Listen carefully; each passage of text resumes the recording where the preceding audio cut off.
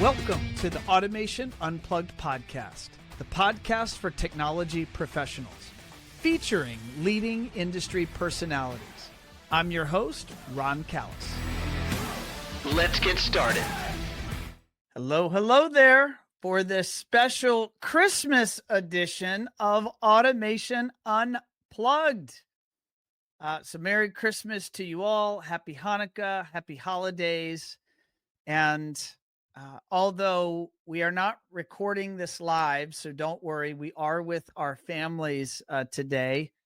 But for some of you that might be enjoying this content, either listening to us or watching over the holiday break, we hope you enjoy this special episode. And today I'm joined by Taylor Whipple, partner in crime here at One Firefly. He's our CFO. He's been with me building this business for many years now, well over 11 years. Might be, I'll actually ask him, put him on the spot, and he'll tell us probably exactly how many days he's been here.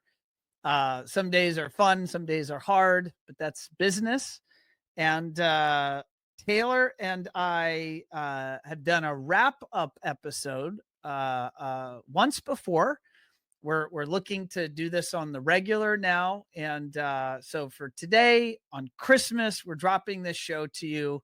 And we're going to give you a wrap-up of 2024 for One Firefly. We're going to tell you the ups and the downs and how things went, and give you a little bit of a preview into 2025.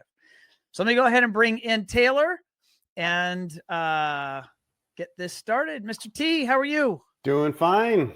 Pleasure to be here.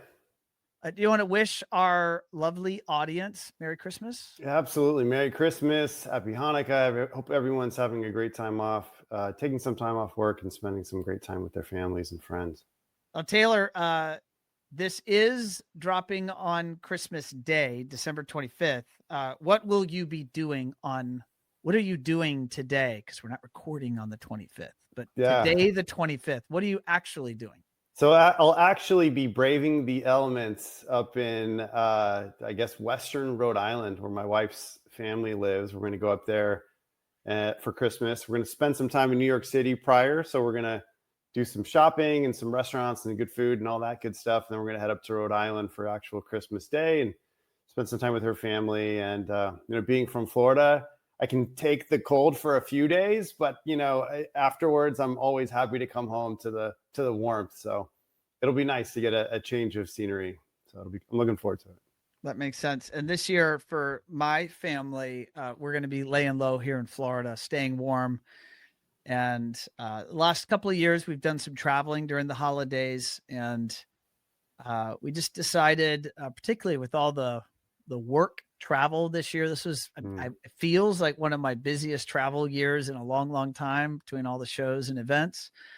I asked my family graciously if we could lay low and relax a little bit, and everybody bought in, and now everybody's super excited about just chillaxing and maybe reading a few books, watching some movies. We've actually checked out some of the shows that are happening at the Performing Arts Center in Fort Lauderdale and down in Miami at the Adrian Arts Center. So we've got, we're going to be attending the Dr. Seuss musical and one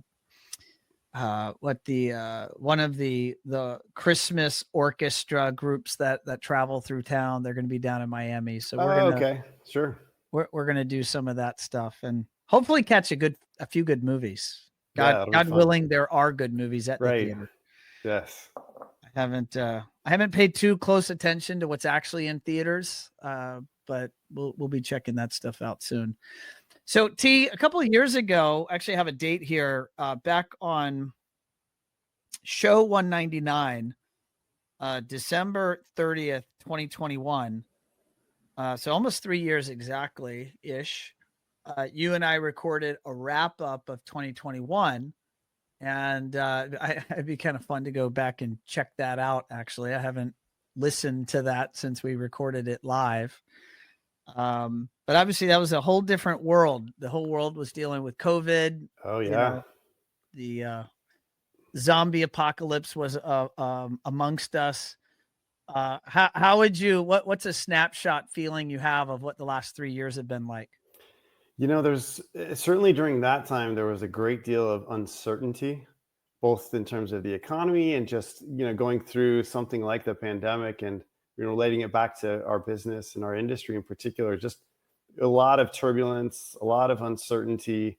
And I think at that time we were looking at it like we're going to, from a contingency planning standpoint, try to make sure that we're covering all of our bases because none of us knew how that was going to turn out.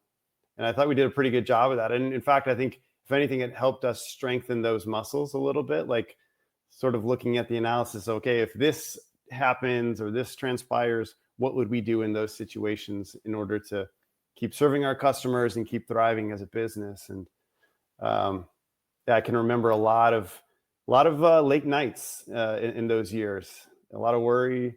Ultimately, we're very thankful that we were able to not only come through that, but actually thrive and continue to grow and help our customers grow, which we're very thankful for. But it was a very challenging time, no doubt. That time, 2021, December 2021 to the present, that's 3 years. How has One Firefly changed? Like, I know approximately, but in your words, like, have we grown 50%? Have we grown 100%? Or like, where are we at? Yeah, I think our 3-year growth average is around 150% or so, something of that nature. And so I've been really, I think beyond just the numbers, I think we've continued to mature as a business in just the way we operate. I think with any growing business, you experience growing pains. And you come up to a certain level, and then in order to get to the next level, you have to sacrifice and kind of learn what works and what doesn't work. And I think that lesson is learned really across the business, really from products and services that you offer to how you manage people and how you focus on sales and marketing and how we're positioning ourselves within the industry. So lots of lessons learned, I would say. And it's not obviously that we figured it all out at this point by any means. We're still continuing to learn and grow and challenge each other. But it is neat to look back and think about, man, the way we're doing things, the way we're operating now, it's very different in many ways compared to 2-3 years ago. So very proud of that aspect. Yeah, I agree. Well, let's jump into it. Our amazing team in Allison and Rebecca have taken some of they interviewed us and they took some of our notes and they at least gave us some background art that I'm going to put up on the screen.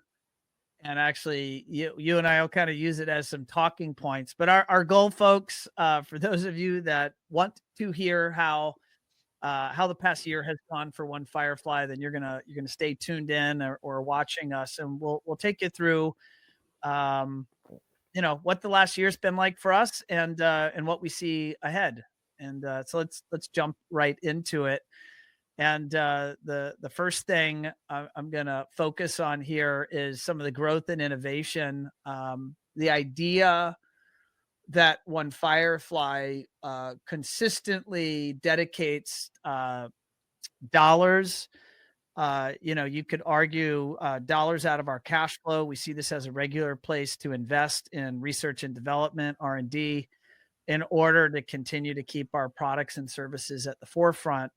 We're actually going to be doubling down even more next year, and we'll kind of close out with some of those ideas. But just this past year, we significantly upgraded our web product, Mercury Pro. If you aren't aware of what those innovations are, reach out to us. But I mean, we redesigned the way we've approached the homepage of those websites. We've designed dozens and dozens of new pages for the product, for websites. We've redesigned pages that are commonly used, like blogs or solution pages, and testimonial insertions into pages, galleries, case study pages, product pages, I mean, there's just such a bounty of new innovation. Romy's been running that effort for us. She's one of our senior designers on staff, and she's just been doing an amazing job under Aaron's leadership, pushing that forward. This was the year of SEO. So I'll give my 2 cents there, Taylor. For many years, we, One Firefly, would offer, I would call it a light SEO, search engine optimization configuration of a website. That's right. And we would also offer blogging, both as an instrument to activate an email strategy for clients, but also as a nominal way to show up in search. And in 2023, we learned that probably wasn't going to work anymore. And so I don't want to say we took a flyer. I think it was rather calculated, but we put a lot of time, money, and energy into building out an entire capability and team to offer, I think, some of the best-in-class SEO services available in North America, but we're doing it pointed just at the integrator. Do you want to maybe share from your perspective kind of the risk assessment we took, also the threat and opportunity as we were looking at going down that path? Sure. I mean, ultimately, at the end of the day, we want to make sure that any service or product that we're providing is having the intended impact, which is to help our clients continue to grow and be successful. And we're up against several different challenges, right? We're up against, some macroeconomic factors. We also have, the Google algorithm and search algorithms that continually change and morph. And so, we're trying to do our best to stay attuned to what those changes are so that our products can be as optimized as possible to have those intended impacts. And so, as Ron was saying, I think we discovered that our previous strategy, doing blogs and doing some of this content, it was still working, but it wasn't working as optimized as it could be.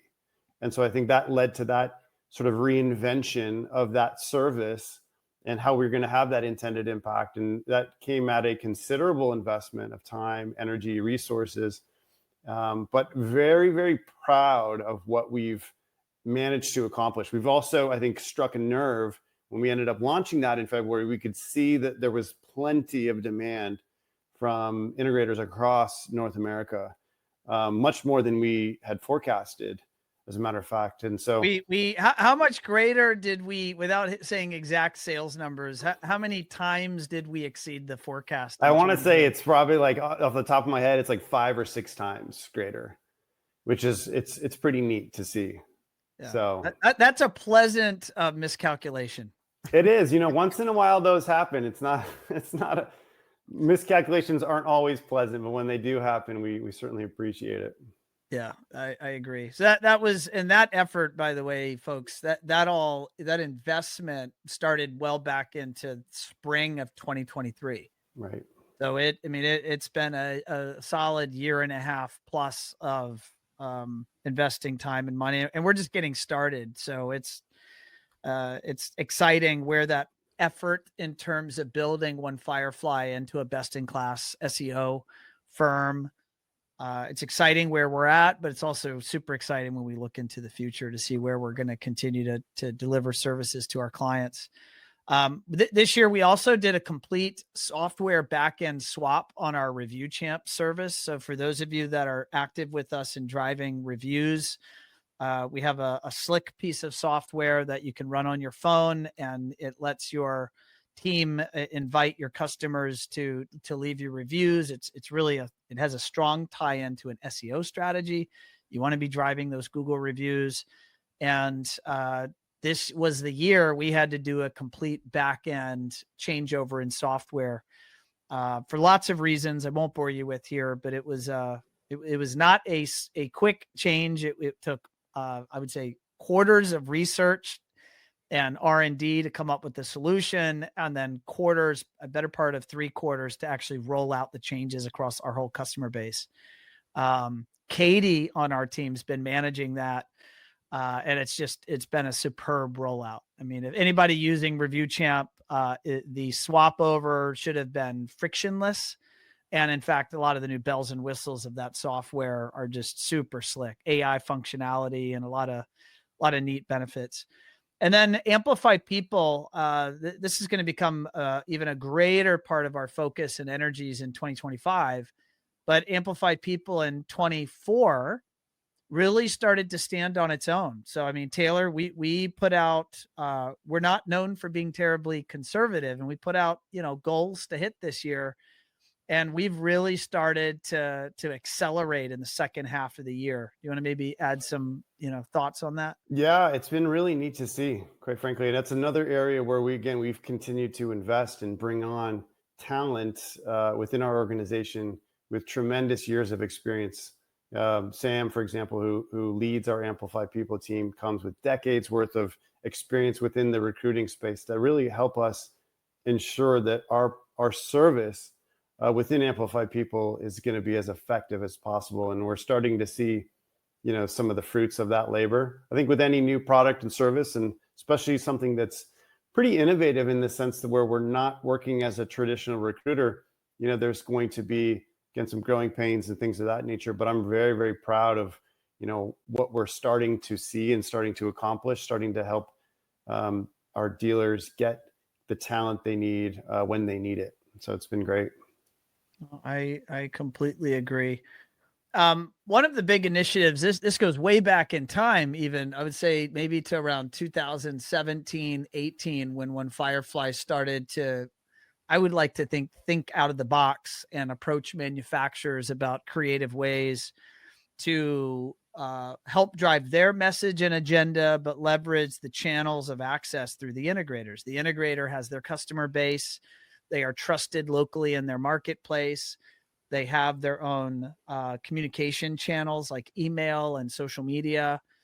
And how can you help a manufacturer get that message out through the dealer's channels and ultimately drive visibility, brand awareness, and lead gen to the integrator? So if the integrator gets that, they get to close business or grow their, their brand equity locally in their marketplace.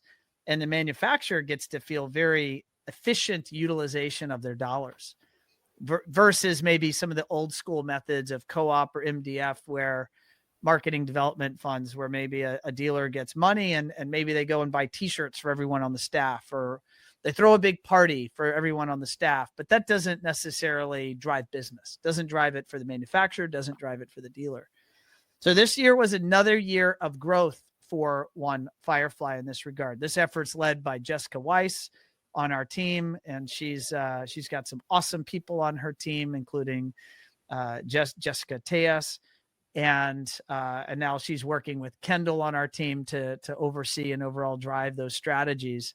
But we've now are partnered with 9 different manufacturers this year. There's manufacturers that kind of ebb and flow and come in and out of this program, or versions, or all these programs are custom, by the way. And Sony's been with us for a good while now. I think this is the 5th year of Sony collaborating with us. It's been an awesome year for our collaboration with Savant, and really Savant driving their power initiative with their batteries and their smart breaker systems. It's been a lot of fun. Taylor, at a high level, from a business standpoint, I'll say from a financial standpoint, like is this business growing at One Firefly, and kind of how do you see it today and where do you see it going in the future? Yeah, so this year actually will be a great growth year for our corporate programs division. And I think we're going to see around 20% growth year over year. And we forecast that that's actually going to continue to grow even higher, more than the 30 to 50% next year. So really excited. I do think it's a win-win-win in the sense where we're helping the manufacturers and the dealers. And of course, we're here to facilitate those connections and help them get their goals in a mutually beneficial way. So this is fun, team. This is an example, team, customer, audience, anyone checking us out, checking out this conversation. This is really neat because this really started as a twinkle of an idea with Taylor and I just brainstorming. Maybe we could create a new revenue source for One Firefly and help everybody involved. In other words, create the idealized win-win-win.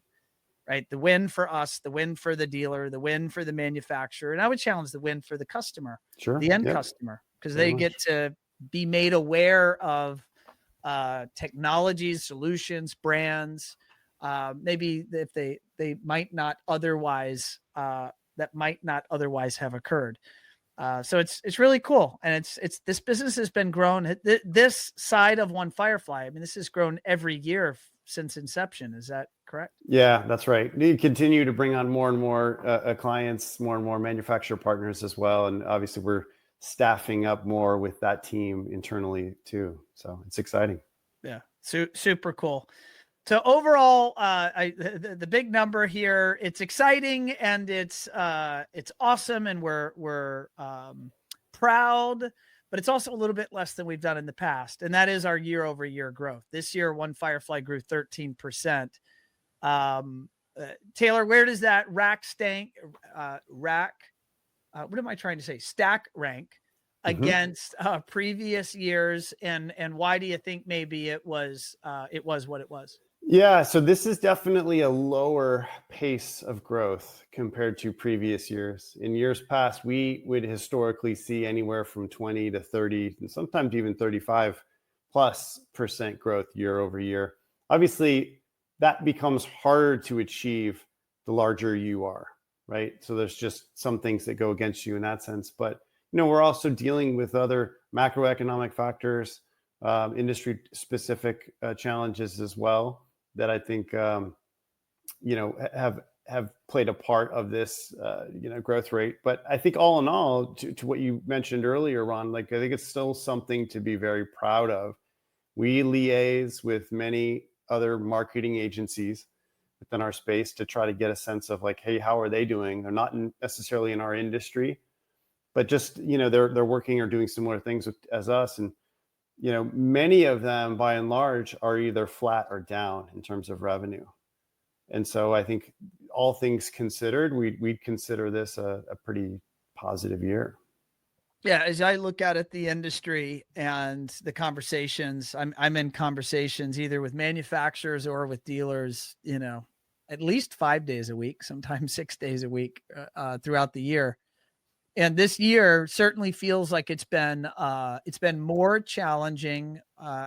In my opinion, it's really because, the industry was on this awesome sugar high in 2020, 21, and 22 due to all the COVID money, all the liquidity inserted into the marketplace. Something like half the money in existence has been printed by the federal government, Federal Reserve, just in the last couple of years. And a lot of that money floating around ended up getting zeroed in on home construction projects. And a lot of our industry, custom integrators, benefited from that. And it feels like we're going back to maybe more of a normal status, kind of like everyone imagine what is 2019 and prior like. And then add on top of that a presidential election year. Yes. And just all of the uncertainty of who's going to go into office. It's been a wonky year, so there's pockets of dealers doing really well, particularly your luxury dealers that are really focused on the uber luxury side of things. There's no secret, the rich are getting richer. And so those people are spending on their projects, and I would say doubling down and even expediting the size and scope of their projects. But a lot of the middle market and a lot of the lower end of the market has been squeezed. It's been a tough market. I mean, inflation's real, and it's either inflation or just people being cautious about the uncertainty of what's ahead. Yeah. It's resulted in some dealers, I've heard this more times this year than maybe ever, flat is the new up. A lot of dealers calling this year a flat year, like that was success, and they in many cases had to fight hard to get back to flat year over year, 23 over 24. So we'll call 13% a win, and we'll go back to the drawing board to do more next year for sure. This year we got some pretty cool hardware here. I'll blow it up a little bit. Taylor, we got our 5th year in a row of Inc. 5000. That's neat, and for what it's worth, that's neat. So what does that mean? What had to be accomplished for that to be true? So the Inc. 5000 looks at your 3-year growth rate. So over the last 3 years, how much did you grow? And then you compare that against other privately held businesses in the US. And so obviously in order to maintain that level of growth, us growing as an organization, it's one of our core values here at One Firefly. And so that is a mantra of sorts. And so we put tremendous focus, time, energy, attention, and resources towards doing more. That is providing more services, providing a better experience for our clients, and ultimately trying to serve more clients as well. And all of that, I say, results in growth when you do it well, because you have to perform at a high level for people to keep coming back and to retain those clients and to have a positive customer experience. And so now to do it 5 years consecutively, I think you had even maybe run some numbers there, analysis, Ron. I think it's a very low percentage of customers who are able to sustain that over a 5-year period. It's very, very challenging. Yeah, at least according to ChatGPT. So take that with a grain of salt. Only about 4% of businesses that have achieved Inc. 5000 status have done it 5 years.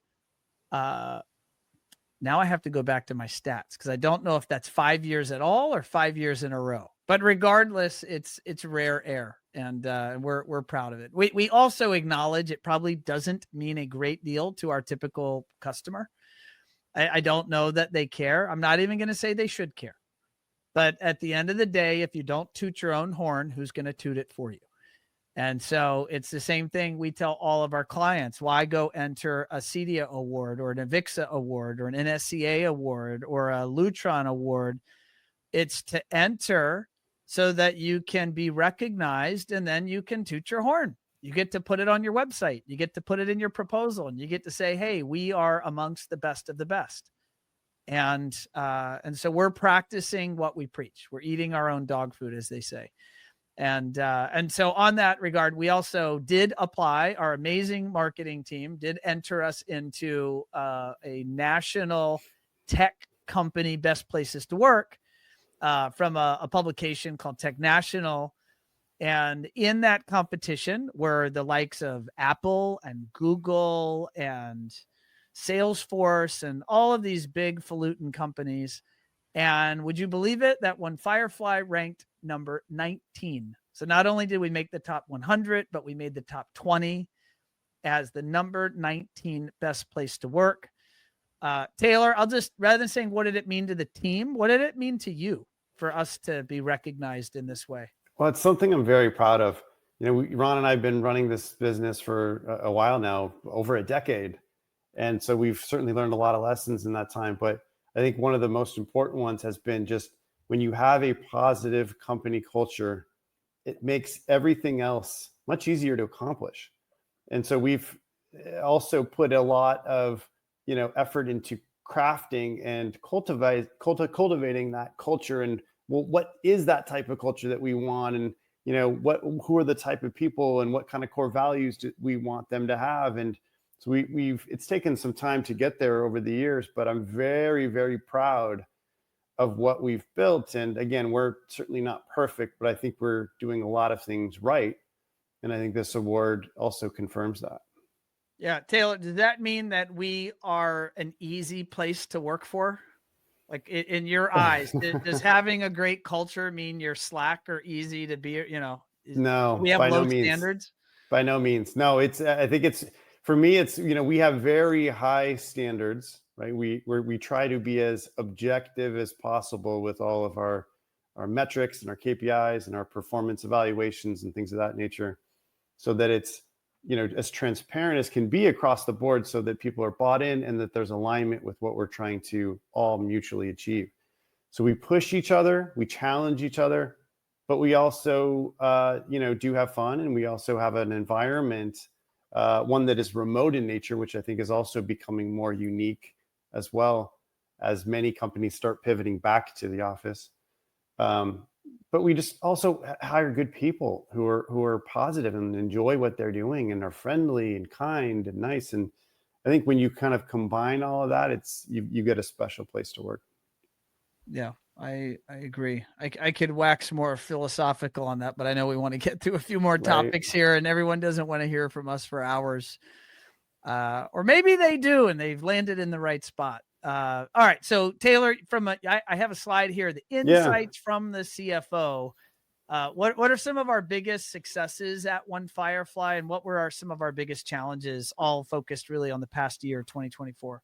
Sure. So starting off with the successes, there's two that come top of mind, and one I already alluded to earlier in a conversation, which was being able to continue to grow in spite of a very turbulent time, turbulent economy. I think you used the word wonky, Ron. And that's kind of how it felt over the past year. Just when you started to feel like, oh, maybe things are turning, you're dealt with another sort of challenge.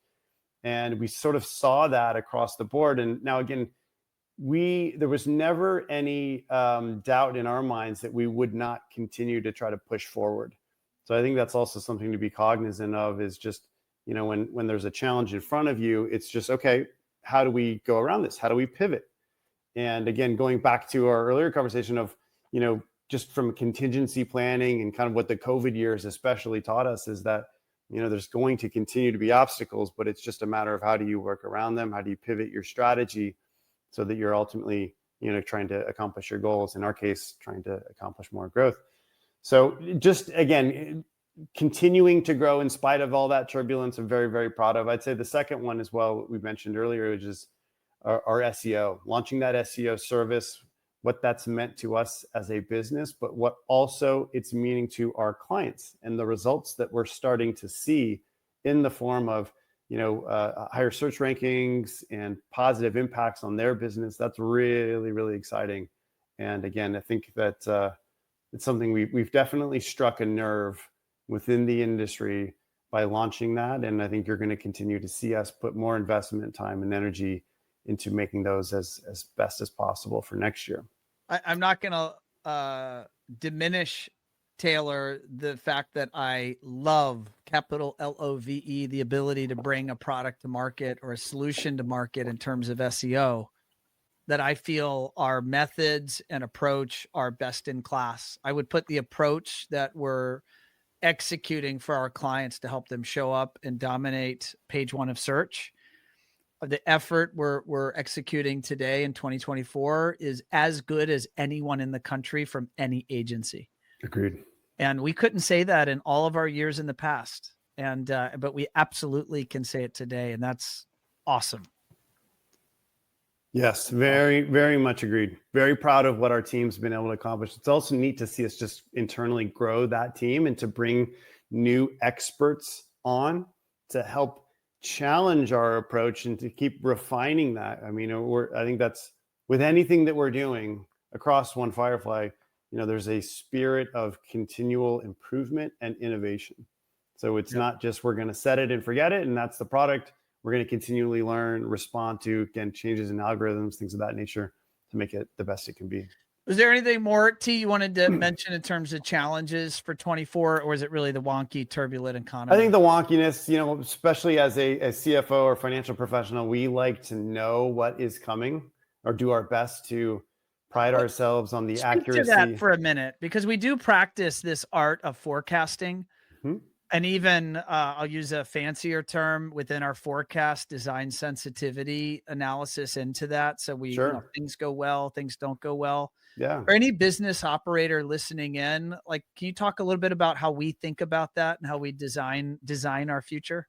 100%. So it really starts with data. And so looking at your past data, and for us, there's a number of different variables, but probably the largest in terms of forecasting is sales. So we look at sales across all of our products. And now being in business for over a decade, we've got, years and years of data to see, all right, in which months or which seasons were we the best at this product? And hey, what happened when we launched this new website product, and what impact did that have? And then we're trying our best to analyze moving forward, what could we expect?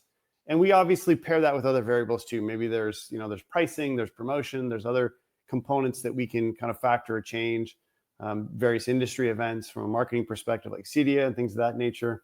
So we do our best to factor all of that in But at the end of the day, there are other factors that are perhaps unseen, industry forces, macroeconomic climates that can make things more challenging from a prediction or forecasting standpoint.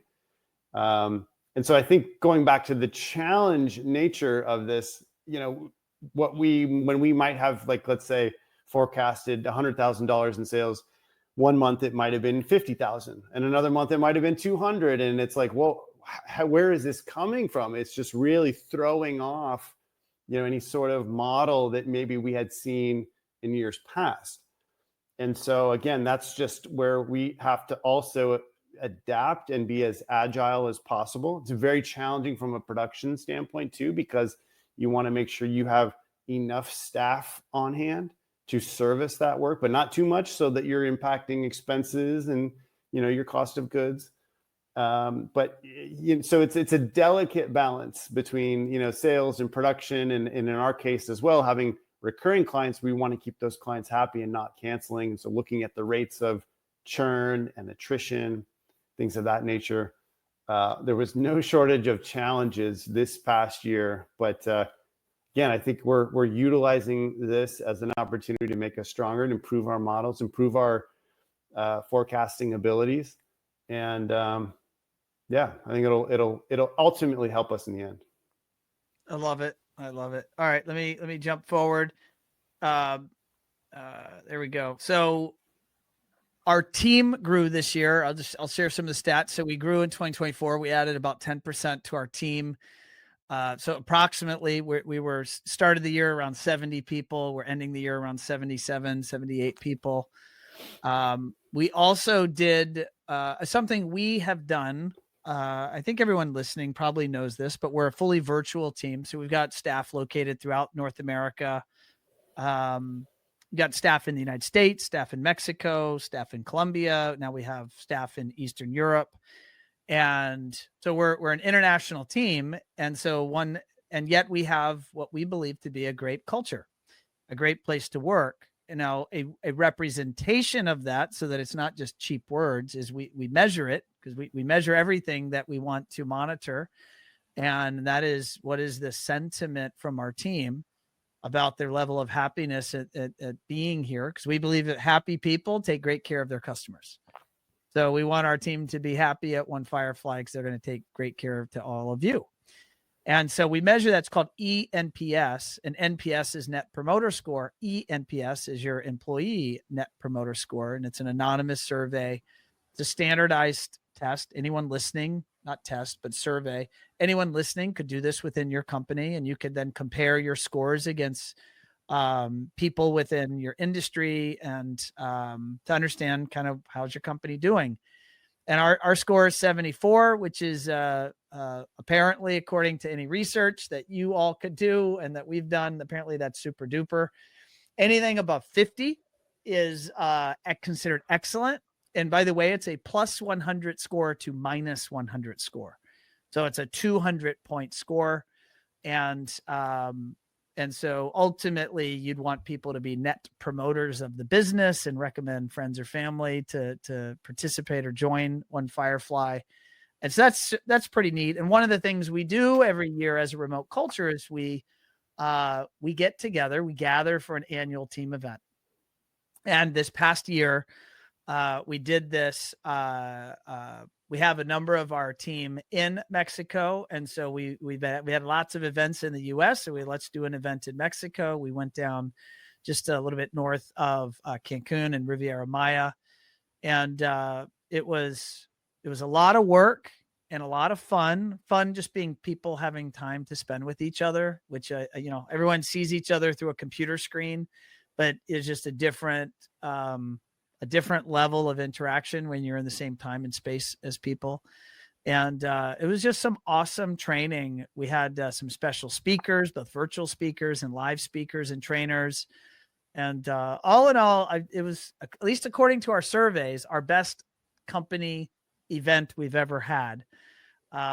So Taylor, it costs a lot of money to do an event like that. It does indeed. And anyone listening that says, man, One Firefly's splurging, they're they're clearly charging too much, that they can afford to go take their team on a luxurious vacation.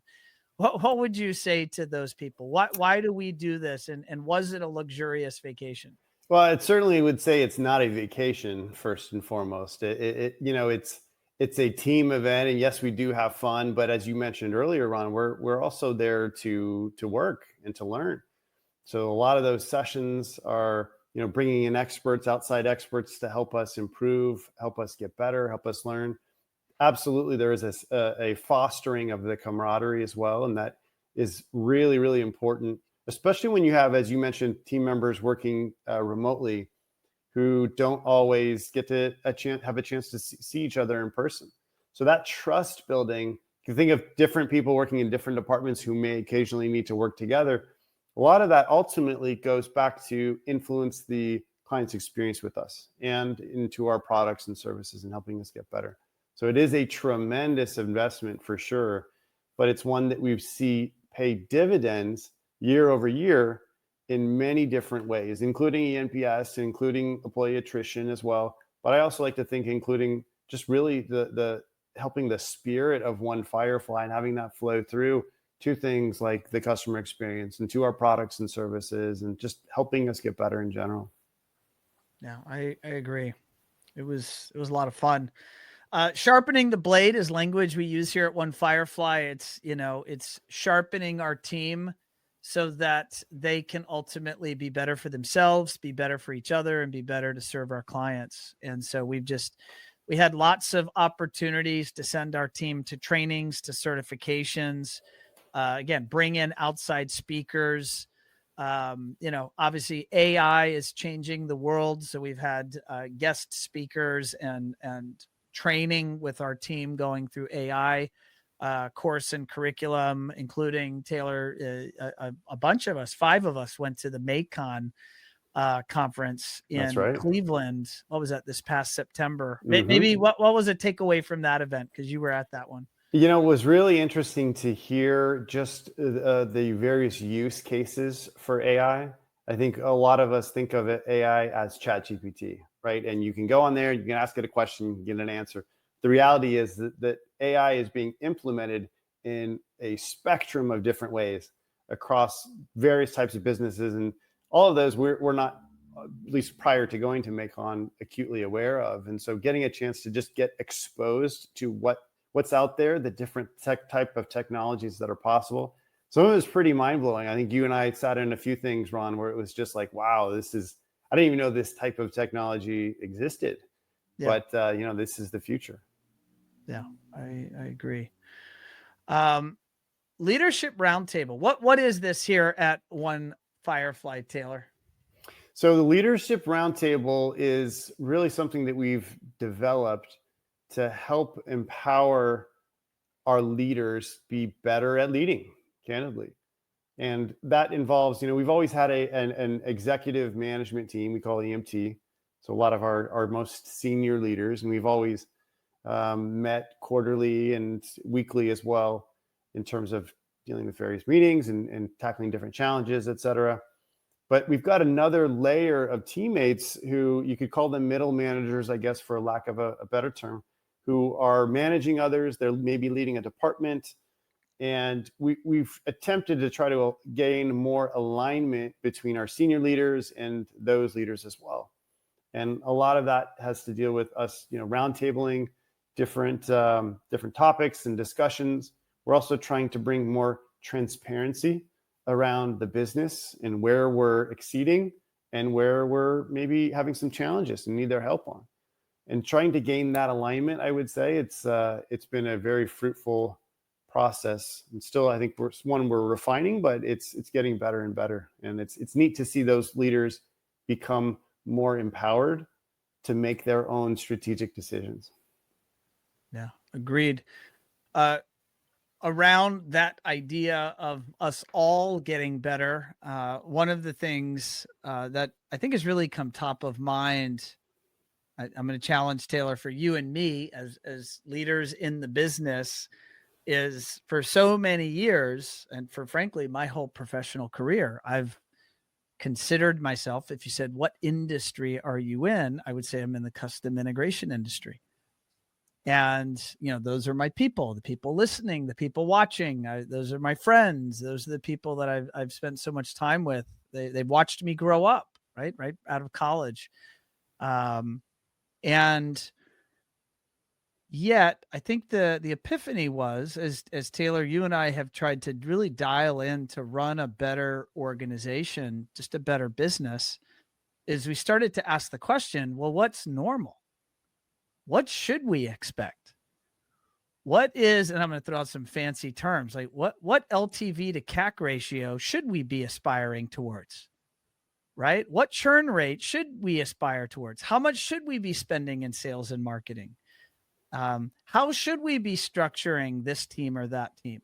And the reality is, most of what our industry knows as One Firefly has been born organically. Like, we did it because you and I and Kendall and Andrew and Cameron and name a bunch of the other great people on our team put our heads together and said, well, this probably makes sense. And we built that capability from the ground up, brick by brick, as they say. But what we've really gone out of our way to do a lot more in the last year, and I'd say the last couple of years, is to go out and connect and socialize and spend time with other agency owners. And just as integrators go to CEDIA or they join a buying group to socialize and network with other business operators because their problems are probably similar to the problems of the person across the country, and they can learn from each other and help each other grow. It's also, there's a lot of value in a business spending time with someone maybe that's a little bit bigger than them, that has maybe solved that problem. They solved that a few years ago, and they could maybe shortcut you solving that problem if you ask the right question and you're in a good experience share situation. And so we've done a lot more of that, and we have more of that planned for 25. But it's just, I guess, a recommendation I would give to anyone listening is if you're out there under the stresses of running your business, just know that you are not alone. There are so many people out there fighting the same battle. There's 1,000, maybe 10,000 that have fought the battle before you. And if you're just bold enough and brave enough to poke your head up above the foxhole and just look around, you'll find that there's people willing to help. And we are getting better at doing that. I'm in a couple of different masterminds with agency owners. Taylor, you're in a mastermind and have been so for the last year. Kendall, our head of sales, is now socializing and masterminding with the head of other agencies to understand how they operate. Tina, our people operations leader, is actually networking with other HR leaders, and that mastermind was born out of our EOS group. It's just, there's a lot of value to network and fellowship with others. I mean, Taylor, I don't want to go too deep on this, but like, what's your take on what it's meant to you to be doing more of this? It's been really insightful, I guess, is the best way to describe it.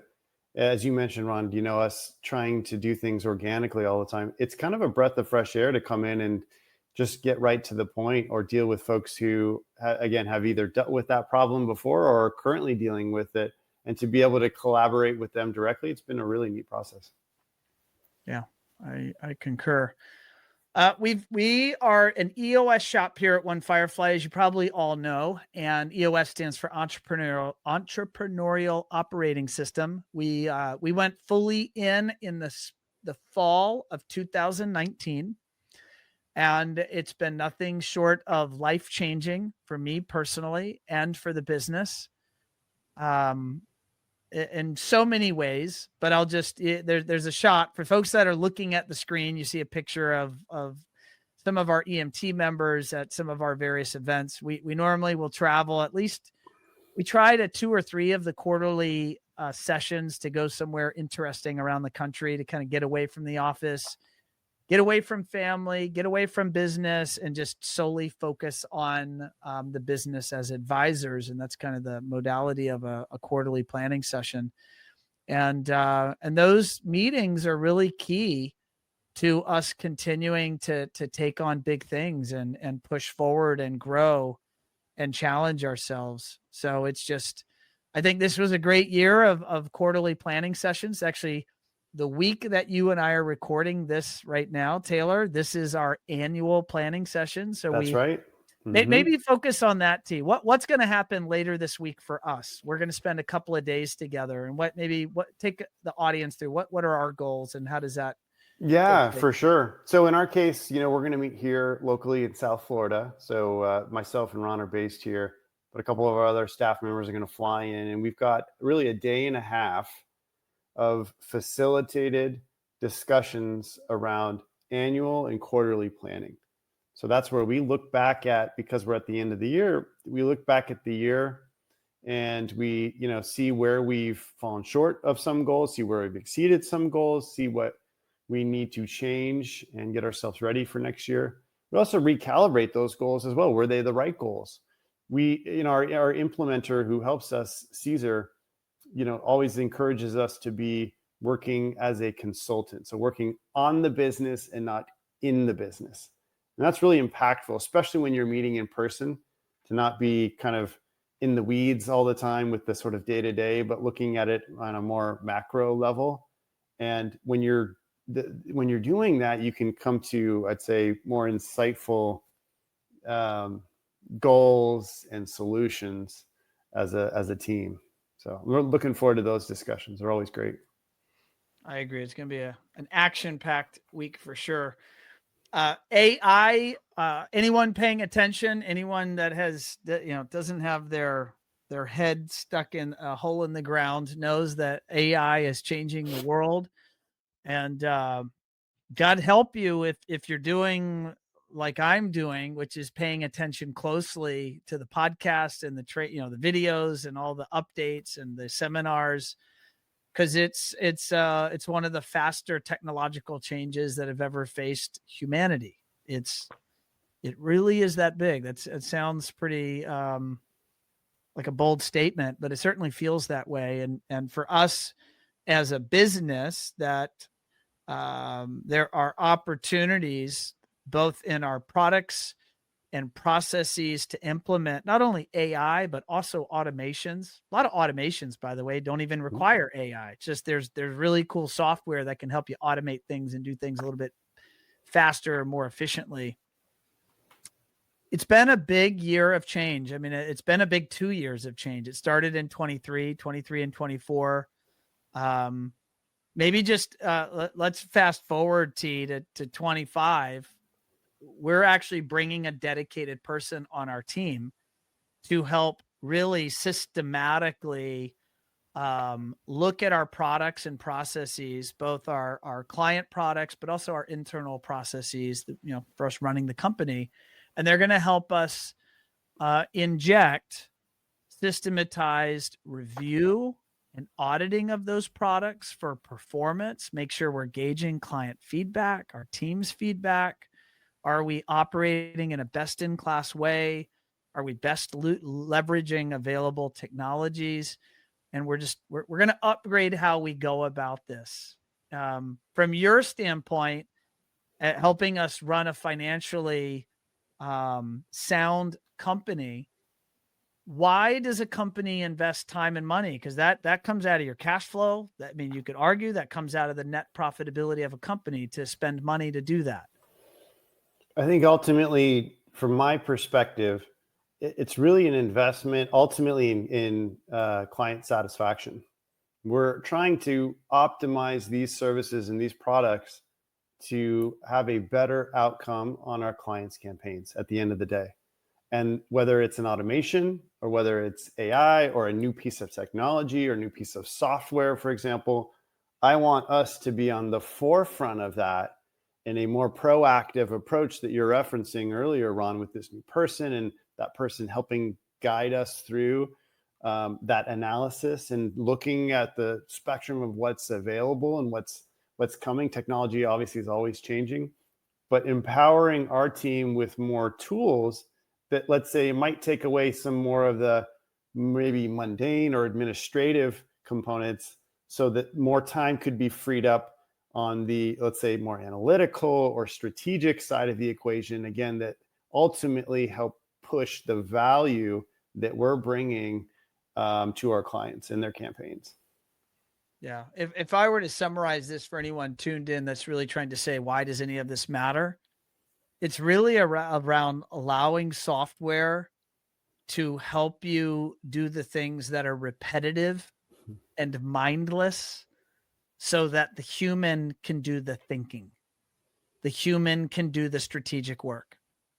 And so when that's done well, and I would say that's our goal always here at One Firefly is to do things well, it improves the overall product and output. And we're measured by success. And we believe strongly that means in our ability to deliver return on investment for our clients. And that is deliver high quality marketing services that help them drive growth. And so as far as we're concerned, we will do whatever it takes to improve the quality of our product so that we can improve the ROI for our clients. And so we're doubling down, bringing on more staff to help us really focus on this and do this at the highest level, which is exciting. This past year is and was a great year of philanthropy. We were able to donate $35,000 plus to different charities. We have different programs at One Firefly. We have a company match. So anyone at One Firefly that donates to a cause, One Firefly matches them. And additionally, at our team event, we did a really fun event where we helped a local elementary school actually repaint their school. So we were in Mexico, we were in Riviera Maya, and the way I don't really know much about politics down there, but I know the way politics worked, at least I was educated, is that the funding of getting schools brought up to speed for the new school year can be hit or miss depending on the politician and the time of year. And so we partnered with a local organization that gets both money and support to go in and refurbish schools in time for the new school year. And so we brought our full army of One Fireflies to bear, and we were able to get an elementary school fully refurbished and painted. And it was a ton of joy. It was a little bit of money, a lot of sweat, a lot of energy invested, and just a ton of fun. And I would say a ton of pride from myself, but the entire team. I mean, Taylor, they were glowing after this. Yeah, absolutely. And it's a neat experience when you get to share in that endeavor with your fellow employees as well, which is like a totally separate non-work thing that you're doing just purely for good. And yeah, it was really, really special. All right, we're going to close out here. This was a crazy year of events. I didn't count it and compare it to the previous, but it certainly felt like the most events we have done in a long time. Maybe ever. I was at many of these events, if not all the events. And maybe that's why I feel that. But it was awesome. I mean, there's nothing better than getting out and spending time with our customers and our friends in the industry. Our sales team was out there in force. I mean, our account executives, Josh, Steven, and Kat, Kendall, the head of our sales and marketing team, Jessica Weiss, the head of our corporate programs team. Some of our account managers went out and managed to attend some of these events. You see Katie here on the screen. She was at one of our events. I see Jessica Teas on our corporate program. She was out at a Crestron event. So it was just, I mean, people, we put our money where our mouth is in terms of sales and marketing and getting out there and spending time with all of you. We believe that's where the magic happens. Taylor, from a 24 over 23, what did we do? Is there any change or anything that we did differently? 100%. Yeah. And this is a great example. You mentioned it, Ron, of trying to practice what we preach, in that, we encourage all of our customers to spend a good portion of their revenue on marketing, sales and marketing, if they're going to want to have that fuel to continue to grow. So in our case, we recognize that there might be some turbulence in this economy. So we may need to fund sales and marketing at a higher rate than we had in previous years. So for this past year, for example, we spent about 30% more year over year on sales and marketing. Now that's people, that's, events, there's a whole spectrum of different things that we're doing, within that category. But it's definitely an area where we knew we needed to focus on, again, if we were going to maintain that level of growth that we were looking for. Yeah. What's your forecast for next year in terms of sales and marketing investment? We're going to continue to pour into that more and more. That's right. And at the same time, we'll also look back and see where it's best calibrated and what's performing well. But I can tell you at a high level, we're going to be putting more investment into that. More in 25 than in 24. Correct. Yep. There you go, people. All right, Automation Unplugged. You're watching us now. You're still with us. You're 1 hour in. And thank you for doing that, by the way. And if you have not subscribed to the audio podcast, please do that. And if you have not left us a review, please do that. But this is our slide where we talk about the podcast. And this was a year of upgrades. And there's going to be more changes and improvements to come. This is not the end. But we've broken the show into 3 formats. So we now have guest interviews with integration folks. We have a show type where we have members of our team are focused generally on marketing. And then we have, and there's an icon here on the screen, a blue icon, and that's where we are putting out a lot of our educational content. A lot of you don't always have a chance to attend our webinars or our sessions, and so we're repackaging those into the show. All of this was with the goal of being able to put out a weekly piece of content. We drop it every Wednesday morning so that you always have fresh content. So if you're listening, you can listen into audio podcast. Personally, that's how I listen to most of my podcast content, usually on my morning walks. If you prefer video, the shows are not live, just as this interview with T is not live, but the shows are posted every Wednesday. They're pre-recorded. That gives us a little bit of flexibility in production, but they're posted every Wednesday morning. So 28 shows produced this year. This is on top of just running the business and doing everything else. And we really do this as a value add to all of you in the industry. We really believe sincerely there's a lot of value in you learning from each other. You all don't always have the time to go and have those deeper conversations. And what I find my role to do on the podcast as the host is to try to ask the people that are showing up the questions that you would want asked and that you'd really be curious on how they'd answer it.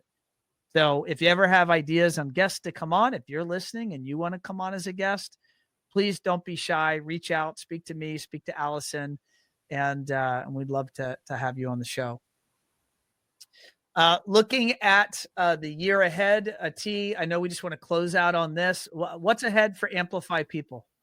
We're going to continue to invest and grow in Amplify People. I think we feel strongly that given where the market is trending and headed, that there's going to be a larger demand for the services of our clients. And that's going to mean a higher demand for people, having the right people to help facilitate those projects. And so if we can be a connection in that area, like we're starting to see, I think that there's going to be a tremendous opportunity for us to continue to grow that service. We have a testimonial on the screen from James Westbrook. He's with Smart Spaces out of Oklahoma City. He says, Amplify People is absolutely awesome. The rates are wonderful and the results are even better. They did all the heavy lifting. Not only did this free up our time to tend to the business, but it brought amazing new members to our team. So thank you, James, for that testimonial. He and all of our clients at Amp People have been awesome. And then, we touched on this a few times, but in 2025, we, One Firefly, are going to be doubling down on innovation and R&D. We're bringing in new staff, both in the product development area and focusing on product dev and AI, but we're also bringing in staff around marketing strategy, sharpening the blade. We want to be of the utmost confidence that you all are getting the absolute best recommendations to marketing strategy that is going to help you achieve those business objectives that you have in front of you. And we needed to add additional team members so that we can, have that extra horsepower to join the sales team. We call them account executives, and or even join the account management team. As you all know, I love to join those meetings and join those calls, and I'm not going anywhere. I'm still doing it, but the demand is great. And so we need to bring on even more talent so that our clients are getting the absolute best recommendations and focus on their growth. And that every customer is different. Every service offering is custom configured based on where they're at and where they're trying to go. And so we're gonna double down and continue to invest to do that. And on that, Taylor, I just want to say to you publicly, another awesome year under the belt. Thank you for all of your help, your focus, your dedication to our team and our customers and our industry. And as always, it's been a lot of fun working with you. Likewise. Thank you. Awesome. Folks, thank you so much. Happy holidays. Hope you have a wonderful Merry Christmas, Happy Hanukkah, Happy New Year. And we'll see you with another episode of Automation Unplugged. We'll see you on the other side. Thanks, everybody.